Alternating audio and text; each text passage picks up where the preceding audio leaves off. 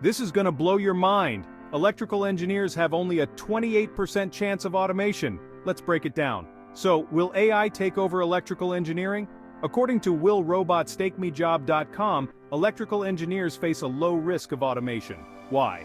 Because the job demands a unique blend of technical skills and human-centric qualities like creativity, negotiation, and social perceptiveness. In fact, the number of job openings for electrical engineers is expected to rise by 1.6% by 2032.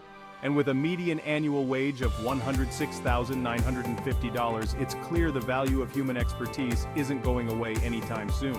But what about the big picture?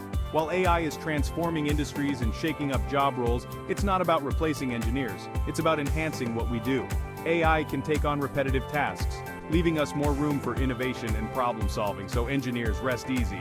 Your job isn't just safe, it's evolving. Stay curious and keep pushing boundaries. Until next time, keep engineering the future.